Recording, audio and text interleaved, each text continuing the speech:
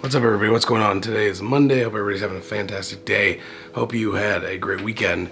I am in Boston. This is my hotel room. It's Boston. You can see it's right there.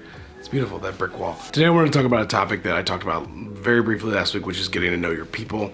And I wanted to kind of talk about how you have to tailor your leadership style to your people. You cannot have one leadership style that works for everybody. It just doesn't work like that. There's multiple people have multiple motivations that have multiple different cultural beliefs, cultural upbringings, cultural differences. They believe different things, they think different things, they're motivated by different things. They're just different people.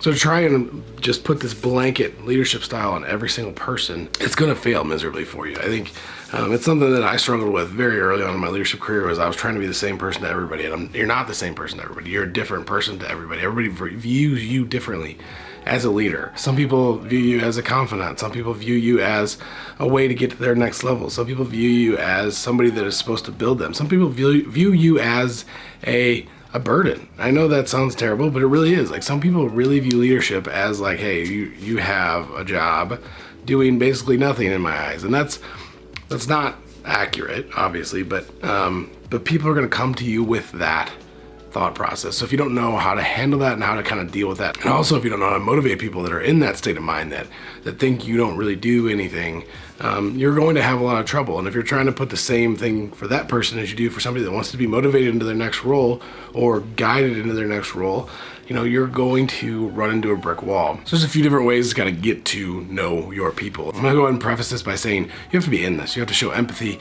have to show care. You have to really want to know what is going on with your people. What do they want? What are their motivations? What are their dreams? Where are they trying to go?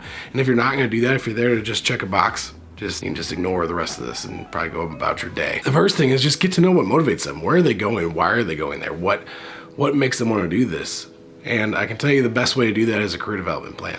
You get a career development plan rolled together, you figure out what they want, where they're going, even not just at your company. Don't just limit it to your company. Find ways to look at, like, hey, when you hit the top of your career, where do you see that? Is that CEO? Is that CFO? Is it CIO? Is it CTO? Is it senior developer? What is it? It could be anything. People have different motivations and they're trying to get to different places. So getting to know where they're going. The next thing is to figure out how they got here, where they came from, what did they do, what made them want to pursue this in the beginning. Starting to get into like what brought you to this point in time. It's a great way to understand the people's trajectory and what they're trying to do, and you team that with a career development plan. And understanding their motivations, and it gives you a very powerful tool to help grow them. And then the last one seems like a no-brainer, but it isn't for a lot of people, is just get to know people.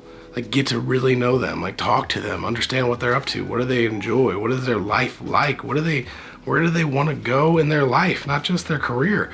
Do they want to be married? Do they want to have kids? Do they want to just, play Dungeons and Dragons? Or do they want to just, play softball or baseball or whatever? What do they want to do?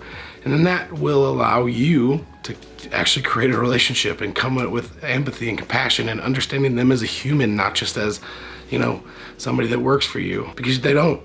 Ultimately, you work for them, and that's what it is. Like, you work for your people. That's your job. That is what you do. If anybody asks you what you do, you work for your people. They don't work for you. Hope this is helpful, and you're gonna hear a repeated theme of compassion, empathy, caring, and just being there for your people and pretty much everything I talk about. So, it's gonna be the same thing kind of over and over again, but in different contexts. So hope this was helpful. I hope everybody has a fantastic week. Go out and crush it, and I just, take care of your people. That's your job.